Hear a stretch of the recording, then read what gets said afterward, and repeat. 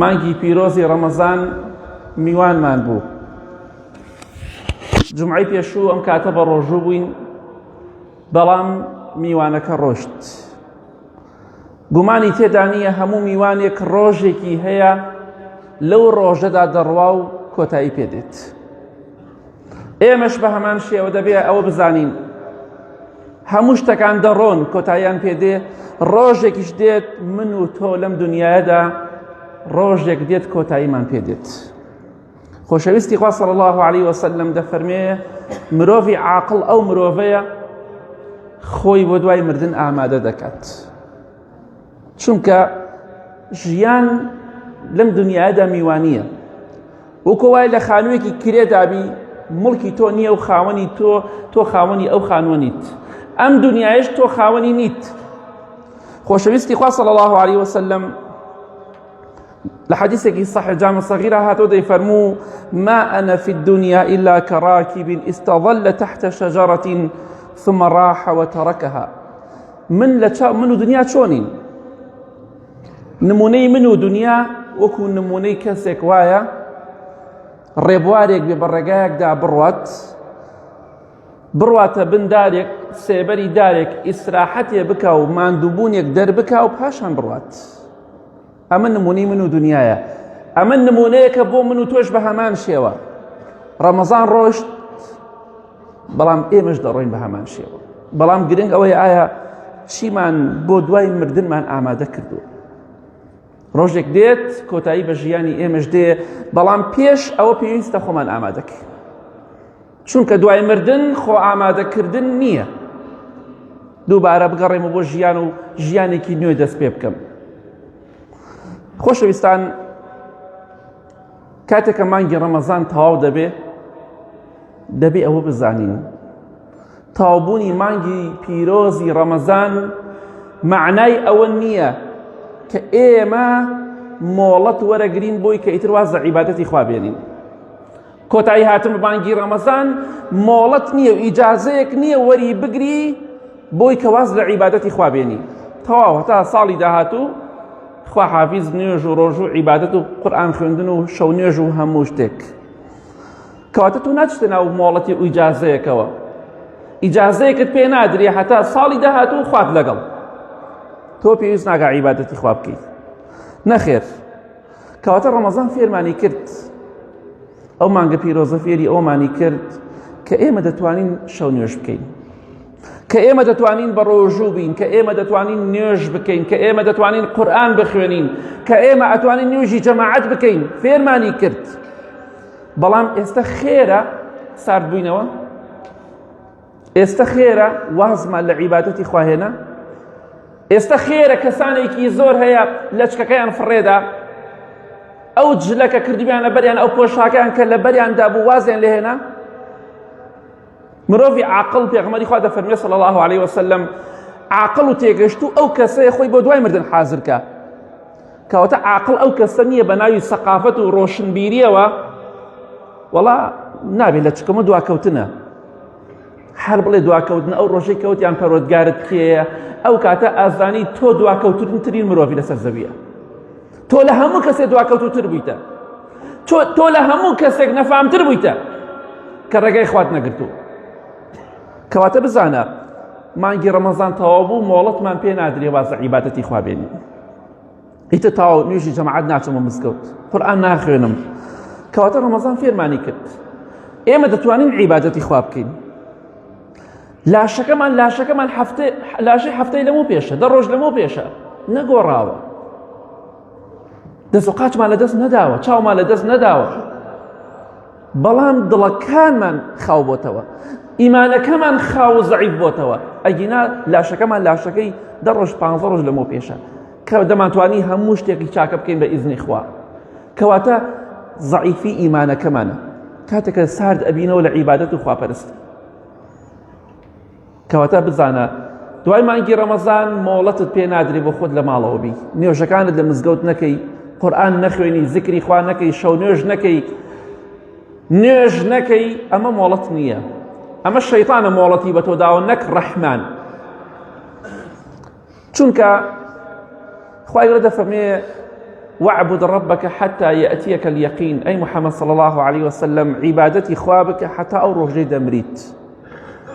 خوشويستي خوا صلى الله عليه وسلم حتى روحي درجو نيجي لسلانتو. صحابة نيجي كان لسلانتو يكفرز خير لسلمنتو لابچه بيري بكرو لخوت او كسيوت من گشتو متى يقين نيجم لسرنماوا او گمرايا او سر لشيواوا او دجدينا چون که پیغمبران سلامی خوایان لسبه نگشتن او یقینه که هنده کسبن او اسلامو پی دگن و دلین اما گشتون تا یقین و نیوش ما لسر هل گیراوا. ای بو پیغمبری خواه صلی الله علیه وسلم صحابه بو پی نگشت با انسان بیره بکاتوا کس لوان برستر نیه. وەک باسمان کە عیسا پێغەمبەر سەلامی خوای لەسەر بێ فەرمووی خوا فەرمانی پێم کردووە نوێژ بکەم و ڕۆ زەکات بدەم مادومتو حەیە حتا ئەو ڕۆژەی من زیندوو. بۆ ئەمە لە عیسا پیرۆزتر و مبارەکتر و بەڕێزترن نەخێر. ئینسان ئەگەر لەو دینەی خوا شارەزا بێ دەزانی ئەمانە ساختەچی و فێڵباز و دوو لە ڕێی بەڕێزان درۆزنن. ئەگینا کەس نییە بڵێ نوێژ لەسەر لاچێت ئیلا مەگەر شێت مەگە کەسێک شێت بێ شێتی زگماکی یا کەسێک مناڵ بێ و بالغ نەبوو بێ ئەگینا نوێژ نەکردن نییە بە هیچ جۆرێک. دوای نوێژ دەبینین دوای نوێژی جومعە تەماشا دەکەی خەڵکی چی دەکات ڕێگای خوا ناگرن خێزانەکەی دەباتە دەرەوە بە شێوەیەکی ناشەرعی. ئەی کوا لەچکەکەی مانگی ڕەمەزانت خوشکە بەڕێزەکە چی بەسەرا هات هەڵت گرت تەواو خوای فەرمووی یەک مانگی بیکە و تەواو یەک مانگە نیو لەچک بدە بەسەر تاو بیکە ملت و تەواو. خوا شتی وای فەرمووە پێغەمبەری خوا صلی الله علیه وسلم شتی وای فەرمووە لە دینا شتی وا هەیە حتا مردن دەبێ عیبادەتی خوا بکە یەکێ لە عیبادەتەکان خۆداپۆشینە بۆ تۆی بەڕێز. دوای مانگی ڕەمەزان قورئان هەجر مەکەن واز لە قورئان مەهێنن. قورئان خوێندن بەردەوام بن لەسەری. مانگی پیرۆزی ڕەمەزان ئەوەی فێری ئێمە کرد ئێمە دەتوانین ڕۆژانە جوزی قورئان بخوێنینەوە بەلای نکەمەوە. ڕەمەزان فێرمانی کرد. مانگی ڕەمەزان بۆ توانیمان ختمەیە زیاتر چەند ختمەیە بکەین الحەمدولله. ئێستا بۆ ناتوانین بیکەین هەمان لاشەمان هەیە هەمان زمان و چاومان هەیە لە دەستمان نەداوە الحەمدولله. بەڵام بۆچی ڕەمەزان توانیمان ئێستا ناتوانین؟ هۆکارەکەی ئیمانەکەمانە. ئیمانەکەمان لاوازە. ئیمانەکەمان بڕ ناکە دوانزە مانگە عیبادەتی خوا بکە. ئیمانەکەمان ئەوەندە بەهێز نییە دوانزە مانگ قورئانی پیرۆز بخوێنێتەوە. ڕەمەزان فێرمانی کرد دەتوانین بەڵام کاتێک کە ئێستا ناتوانین ئەوە ئیمان زەعیفەکەمانە با بە خۆماندا بچینەوە. چونکە قورئان خوێندن جوزئێک یا زیاتر بخوێنین ڕۆژانە شتێک نییە لە توانای ئێمەدا نەبێت لە توانای ئێمەدا هەیە بەڵام گرنگ ئەوەی ئێمە بتوانین بیخوێنین دڵمان لای بێت. ئیمانمان زەعیفە. ئیمامی عوسمان ڕەزای خوای پەروەردگاری لێ بێ دەفەرمێت ئەگەر دڵەکانتان خاوێن و پاک بێ قەت تێر ناخۆن لە قورئان خوێندن. بەڵام ئێمە دڵمان خاوێن نییە بۆیە تێرمان خواردووە دڵمان پاک نییە. ئەوەش بزانە پێغەمبەری خوا دەفەرمێت صلی الله علیه وسلم القورآن حجة لك أو عليك. قورئان لە ڕۆژی قیامەتە یا دەبێتە بەڵگەیەک بۆت لە ئاگری دۆزەخ ڕزگارت دەکا و شەفاعەتت بۆ دەکا یا دەبێتە کەسێک بەرامبەرت دەوەستێ و لای خوای گەورە شکاتت لێ ئەکا و دەڵێ خوایگیان ئەمە منی نەخوێناوەتەوە تۆڵەی لێ بکەرەوە تۆڵەی لێ بکەرەوە. جا قورئانیش القورآن شافع مشفع. خۆشەویستی خوا فەرمێ صلی الله علیه وسلم قورئان تکاکارە و تکاکیشی قبوڵە. واللهی داوای بەهەشتت بۆ بکە خوای گەورە پێی دەبەخشێ بەو کەسە داوای دۆزەخیش کا بۆ کەسێک کە هەجری کرد و نەیخوێناوەتەوە پەنا بخوا خوای گەورە قسەی ڕەت ناکات. کەواتە ئاگاداری خۆت بە. قورئان دەتوانین بخوێنینەوە پێویستە بە خۆماندا بچینەوە قورئانەکەتان دامەخەن لە ماڵەوە گوێ لە قورئان بگرن. ئەوەشی نازانی خۆت دەتوانی گوێ لێ بگری. ڕێگای خوا بەر مەدەن. مردن کات و ساتی بۆ نییە کە هادێت پرست پێ ناکرێ مۆڵەتت پێ نادرێ کاتێ دەزانی دەکەویتە خوارەوە لە زەوی دەدەی ئەگەر بە پێوە بی. ئەوە ژیانی دنیایە. قورئان لەبیر مەکەن بۆی لە ڕۆژی قیامەتە بەرەنگارتان نەبێتەوە. یا ڕەبی خوا لە گوناهەکانمان خۆشبی لە گوناهی دایک و باوک و مردوەکانمان خۆشبی خوا ئەگیانوامە لێ بکەی حتا مردن عیبادەت بۆ تۆ بکەین یا ئەڵڵا یا ڕەحمان و یا ڕەحیم ئامین.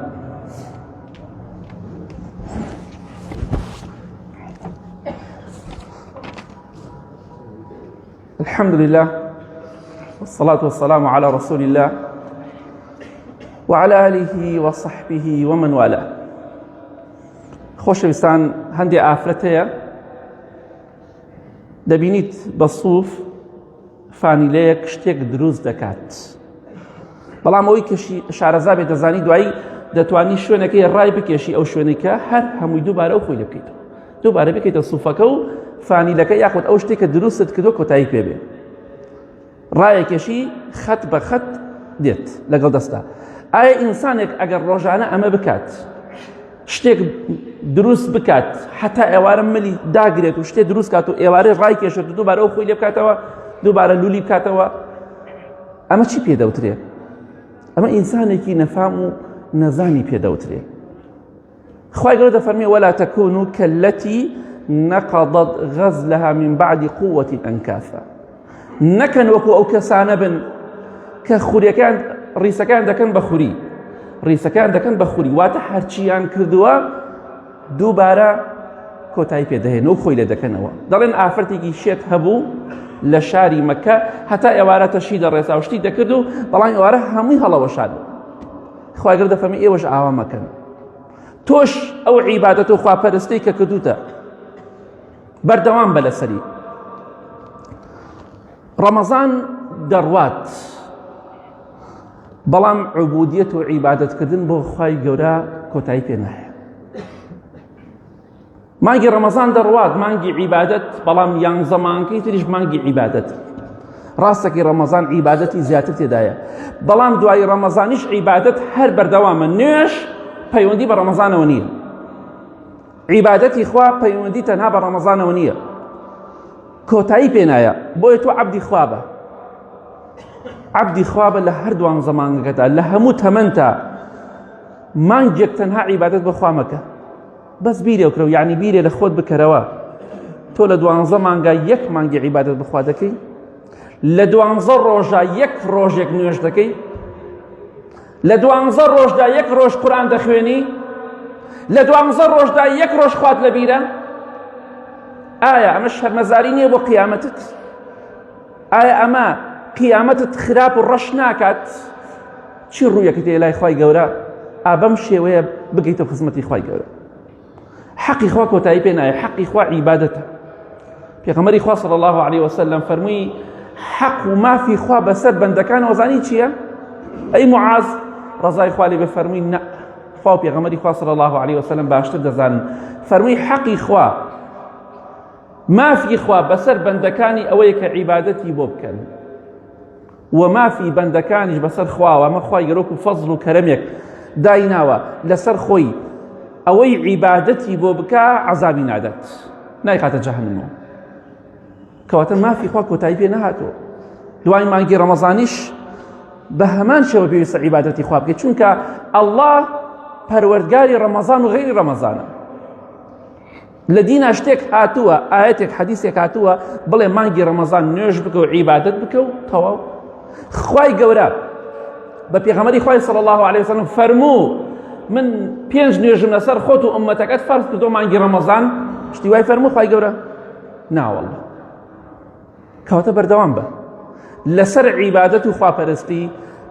مانگی ڕەمەزان و غەیری ڕەمەزانیش پەروەردگارت لی غافڵ مەبە حتا ئەو ڕۆژەی ئەو ئەمانەتە لێ دەسێنرێتەوە. ئینشەڵا لە دوای ئەوە ئەیتر لە بەهەشتا عیبادەت و خواپەرستی و نوێژۆشتانە نییە، هیچ شتێک فەرز نییە لەسەرت. ئەم چەند ساڵەی بۆ خۆت، ئەم تەمەنەیە کە بەسەری دەبەی بۆ خوا سەرفیکە، خوای گەورە پاداشتێکی زۆر گەورە دەداتەوە. کەواتە بێتاقەت مەبە بەو کەسانە دەڵێم کەوە ئێستا وازێنە نوێژ هێناوە، ئەیکەن و نایکەن و تاقەتیان هەیە و تاقەتیان نییە و پێیان دەڵێم ئایا مانگی ڕەمەزان هیچ زەرەر و زیانێکی لە ئێوە داوە؟ ئایا بەهۆی نوێژ و ڕۆژ و عیبادەتی مانگی ڕەمەزانەوە ئێوە زەرەرتان کرد؟ خەسارەتمەند بوون؟ دۆڕان؟ ئیفلاستان هێنا واستان لە عیبادەتی خوا هێناوە؟ ئەو مانگە پیرۆزە چی زەرەرێکی لە تۆدا کە ئەمڕۆ واز لە عیبادەتی خوا هێنا؟ نوێژی ئەو مانگە چی زەرەرێکی لە تۆ داوە؟ خۆداپۆشین و حیجابی ئەو مانگە چی زەرەرێکی لە تۆ داوە ئێستا واز لێ هێناوە؟ بۆ بە خۆتان ناچیتەوە، بیرێ بکەرەوە، هیچ زەرەرێکی بە دنیا و قیامەتی تۆ نەگەیاندووە. مانگێ لە خوا خۆت نزیک کردەوە واز مەهێنە. ئاگاداری دوای مانگی ڕەمەزان بە لە شەیطان. دەست خۆش بێ الحەمدولله لە مانگی ڕەمەزانە بە قسەی شەیطانت نەکرد. شەیطان وتی نوێژ مەکە، نوێژت کرد. وتی ڕۆژوو مەگرە، ڕۆژوت گرت. شەیطان وتی قورئان مەخوێنە، قورئانت خوێند. شەیطان وتی زیکری خوا مەکە، زیکری خوات کرد. شەیطان وتی خۆ دامەپۆشە، خۆ داپۆشی. دەستت خۆش بێ. بەڵام دوای مانگی ڕەمەزان بە قسەی شەیطان مەکە، وەکو چۆن پێشەوە بە قسەت نەکرد. چۆن مانگی ڕەمەزان بە قسەت نەکرد، ئێستا دەستت خۆش بێ بە قسەی مەکە. ئێستا پێ دەڵێ نوێژ مەکە، تۆ نوێژ بکە. پێ دەڵێ خۆ دامەپۆشە، خۆ داپۆشە. بە قسەی مەکە. سەرپێچی فەرمانەکانی خوا مەکە، سەرپێچی فەرمانەکانی شەیطان بکە. سەربەرزی و بەختەوەری تۆ لەودایە ڕێگای خوا بگریت. بۆیە خوای گەورە دەفەرمێ ئین الشەیطان لەکم عەدوٌ فاتەخیذوه عەدووە ئینەما یەدعو حیزبەه لیەکونوا من ئەصحاب السەعیر. شەیطان دوژمنی ئێوەیە. خوای گەورە دەفەرمێ شەیطان دوژمنی ئێوەیە، نەک دۆست. ئێوەش بە دوژمنی خۆتانی بزانن. بۆچی بە دوژمنی خۆمی بزانم؟ چونکە ئینەما یەدعو حیزبەه لیەکون من ئەصحاب السەعیر. چونکە ئەو بانگی تاقمەکەی خۆی دەکا بۆ ناو ئاگری جەهەنەم. ئایا تۆ ئەم پێشوازەی شەیطان قبوڵەکەی؟ شەیطان ئەڵێ فەرموو بۆ دۆزەخ. فەرمۆکەی قبوڵەکەی؟ ئەگەر قبوڵی ناکەی نوێژ بکە، بەردەوام بە. ئەگەر قبوڵیشی دەکەی نوێژ مەکە و فەرموو لەگەڵ شەیطانە بۆ جەهەنەم. چونکە کەسێک ئەگەر بۆ نمونە کەسێک دوژمندار بێ، خوای گەورەمان پارێزێ، ئەوانشی کە هەیەە خوای گەورە کاریان بۆ ئاسان کە و ڕەحمیان لێ بکە و سڵح بخاتە بەینیانەوە. کەسێک کە دوژمندار بێ خراپ بێ، باسی کەسی باش ناکەم. هەندێک کەسێک خراپە، دوژمندارە، پیا و کوژە خراپە، حەزەکەم خەڵک دوژمندار بێ، بۆی ئەمیش بە ئارامی بخەوێ. بەڵام خەڵکی شێڵە یاخوا کەس دوژمندار نەبێت. خۆشی دوژمندارە، حەز ناکە کەسی باشە. یعنی تۆ شەیطانیش خۆی بۆ جەهەنەم دەڕوا، حەز ناکات تۆ بڕێ بۆ بەهەشت. ئەوەی کە خراپەکاری و بەدڕەوشتی ئەکا، پەنا بەخوا زینا ئەکا، ئەڵێ حەزەکەم خەڵکی زینا بکە بۆی بۆ من ئاسانتر بێ. ئەوەی کە پیا و کوژە حەزگا پیا و کوشتن زۆر بێ. ئەوەی دزیەکە حەزگا دزی زۆرتر بێ بۆی ئەمیش نەگرێتەوە، نەبێتە شەرمەزاری بۆ ئەم. شەیطانیش شەرمەزارە، ناوێ بەتەنیا بڕوا بۆ دۆزەخ، دەیەوێت خەڵک لەگەڵ خۆی دابرا ببات بۆ ناو جەهەنەم. وەڵڵا گە بە قسەی شەیطان بکەی دڵنیا بە هەزار جار ملیۆنێ جار ملیارێ جار پەشیمان دەبیتەوە. لە کۆتاییدا دەڵێم ئاگاداری فیلەکان بن لە ناو ڕەمەزان و لە هەموو کاتێکدا. ئێستا لەوانەیە بڵێ فیلی چی؟ مەبەستە چییە لە فیل؟ ئاگاداری فیلەکان بن. ئەمە ناو نیشانێکە لەوانەیە تۆ بەلاتەوە غەریب بێ، بەڵام ئێستا پێت ئەڵێ معنای چییە. وریای فیلەکان بن لە ڕەمەزان و غەیری ڕەمەزاندا، لە هەموو تەمەنی خۆتدا. ئیمامی مالیک ڕەحمەتی خوای پەروەردگاری بێ لە مزگەوتی پێغەمبەری خوادا صلی الله عليه وسلم دەرزی دەوتەوە، دەرزی حەدیث. قوتابێکی زۆر دانیشتووە لە خزمەتی ئەم پیاوە بەڕێزەدا دەرزە خوێنێت. پیاوێک هاواری کرد لە دەرەوەی مزگەوتەکە، وتی وەرن فیلێکی زۆر گەورە هاتووە بۆ شاری مەدینە. فیلێکی زۆر گەورە هاتووە، خەڵکی مەدینەش فیلیان نەبینیوە، چونکە مەدینە شوێنی فیل نییە، بەخێوکردنی فیل نییە. هەموو وڵاتێک هەنێ تایبەتمەندی خۆی هەیە، سبحان الله. هەنێ شوێنێ تۆ بتەوێت دارێکی تیا بنێشی سەوز نابێ بە تەواوەتی، بەرناگری. هەنێ شوێنێ ئاژەڵی تێدا ناژی، سەلای خۆمان حشتن ناژی زۆر، بە کەڵک لای وڵاتی ئێمە نایە. هەنێ حەیوانی ئێمە بیوە هەنێ وڵاتی تر بە کەڵک نایە بژی. فیلیش لە شاری مەدینەدا نەبوو. کاتێک ئیمام مالیک دەزەڵێتەوە پیاوێک هاوارەکە فیل هات، فیلێکی زۆر گەورە هاتەوە بە مەدینە، وەرن سەیری کەن. سبحان الله، هەموو خەڵکەکە ڕای کرد بۆ سەیری فیلەکە، یەک نەفەر مایەوە لە دەرزەکە، یەک نەفەر. ئەویش ئیمامی یەحیای کوڕی یەحیای لەیثی بوو، ئەلەیثی کە یەکێکە لە زانا زۆر گەورەکانی حەدیث. بەس تەنها ناوی ئەو ماوە ئێستا حالێ، دیتی ئەوانەی کە ڕایان کرد هیچی ناوی نەماوە. ئیمام مالیک ڕەحمەتی خوا لێ بێ تەماشای کرد، یەک کەس نەما بۆ دەرس خوێندن، تەنها نەفەرێک نەبێ، کەس نەما، هەمووی ڕای کرد سەیری فیلەکە، دەرزەکەیان بەجێهێڵا. ئیمام مالیک ڕەحمەتی خوا لێ بێ فەرمی ئەی یەحیای کوڕی یەحیا، ئەی تۆ بۆ نەڕۆشتی سەیری فیلەکە بکەی؟ ئەش فەرمی ئیمام مالیک من هاتوومە بۆ شاری مەدینە بۆ ئەوی تۆ ببینم نەک فیل ببینم بۆ سێکردنی فیل نەهاتوومە بۆ سێکردنی تۆ هاتوومە بۆ خزمەتی تۆ هاتوومە ئەو هەدەفەکەمە هەدەفم لەم هاتنەی من کە هاتوومە بۆ ئێرە وەکو ئەو خەڵکە نەهاتوومە هەرچی بانیەکم کاوکەمە شوێنی من هاتوومە تۆ ببینم نەک فیلەکان ببینم هاتوومە مالیک ببینم ڕەحمەتی خوای لێبێ ئەوە هەدەف و ئامانجی منە هاتوومە بەلای تۆ ئایا تۆ دەزانی بۆچی ئامانجێک تۆ هاتیتە ئەم دنیایە وما خلقت الجن والإنس إلا ليعبدون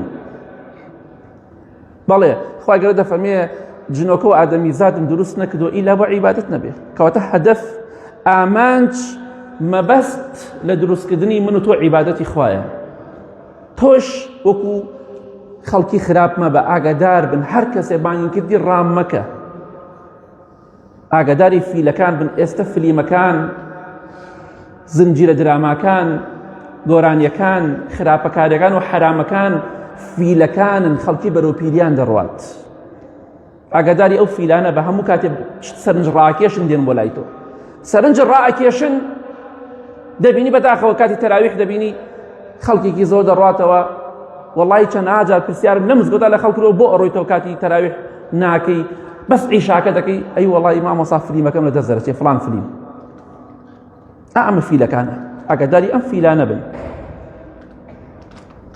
بەخوا فڵان شوێن زوو تەواو بێ تەراویحەکەی ناڵێ فلیمەکەمان بفەوتێ یعنی بەڕاستی ئەمە کارە ساتە ئاگاداری فیلەکان بن ئەو هەموو کەناڵە فاسد و خراپەکارە ئەو هەموو فلیمە خراپە هەمویان فیلەکانن خەڵکی ڕادەکا بۆ لایەن وریای ئەو فیلانە بە خۆتیان لێ بپارێزە وەکو ئیمامی یەحیای کوڕی یەحیا بە بزانە هەدەفت چییە لەم دنیایەدا بۆچی هاتیتە لەم دنیایەوە وەکو ئەو خەڵکەمە بەڕابکە ئەو دینە بەلاتەوە گرنگتر بێت نەک ئەوەی کە شەیتان بۆتی جوان دەکات بۆی با بە خۆمان دابچینەوە ئاگامان لە قبر و قیامەتی خۆمان بێ اللهم اغفر للمؤمنين والمؤمنات والمسلمين والمسلمات الأحياء منهم والأموات من أهل السنة والجمعة والجماعات يا ربي خوايا الشفاء نخوشكان من بدي بتايبتي أواني داود دعاء خيريان كدوا يا ربي خوايا هيمني وآرامي ولات من بباريزي خوايا جان استقامة وبرداوي من بي بخشي لسد دين داري خوايا برستي